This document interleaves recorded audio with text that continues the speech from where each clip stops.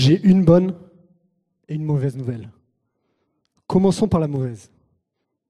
Dans cette salle, une personne sur 5 sera victime d'un burn-out dans les 10 prochaines années.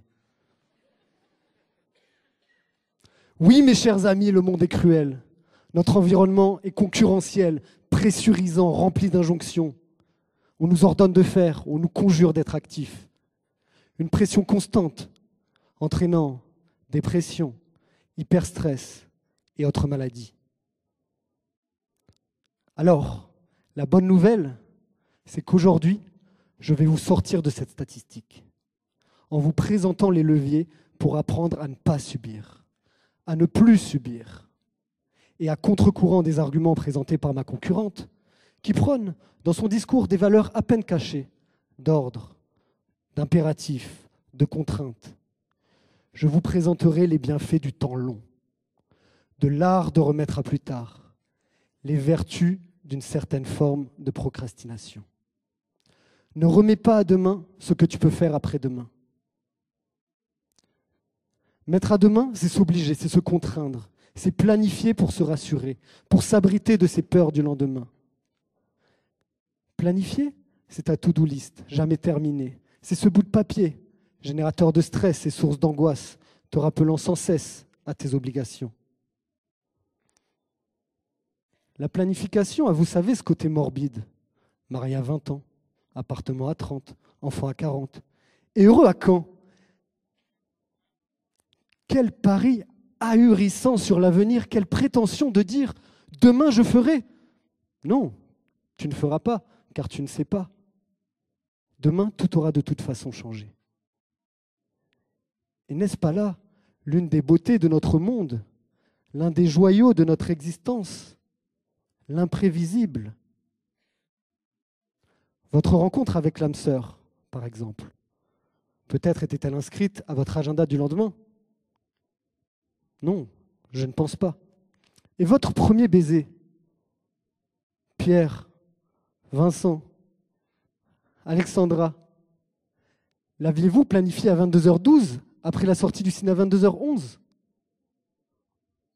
Non. Le coup de cœur, le cri du cœur refuse la planification. L'intuition refuse la planification.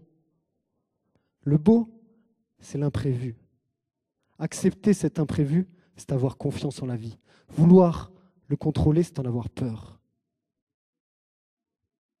Ce qu'il y a de plus merveilleux, c'est quand les choses nous échappent. Il faut nous extraire du contrôle, celui que l'on nous impose, celui que je m'impose. Moi, je veux l'erreur comme partenaire, l'inexactitude comme compagnon, le lâcher-prise comme source d'inspiration.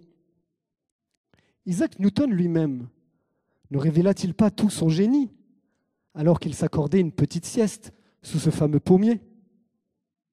Archimède en fit tout autant, plongé tranquillement dans son bain. Il paraîtrait même que l'idée fabuleuse de KCW serait née sensiblement de la même façon dans la tête d'un certain Bill Thomas dans son penthouse de Miami. Inspirons-nous de ces personnes au flegme naturel et à la réussite certaine. Copions leur génie. Dans nos métiers même, imitons ces procrastinateurs, champions de la priorisation, cette qualité gagnée à force d'expérience dans l'art de remettre à plus tard et leur permettant de se focaliser sur ce qui est vraiment essentiel, en jonglant habilement avec les deadlines et l'adrénaline comme boost de créativité. L'urgence comme moteur. Ne serait-ce pas là quelque chose que nous, chers auditeurs, nous retrouvons très souvent sur nos dossiers? Un point d'audit ayant traîné des semaines, voire des mois, et qui se retrouve d'un coup d'un seul solutionné comme par magie à quelques heures, voire quelques minutes de la signature. Le procrastinateur ici en maître du temps, en champion de l'efficience, capable de faire passer vos taux de réal à 50, 60, 70%. Je vous propose ici la satisfaction partenaire par le lâcher-prise.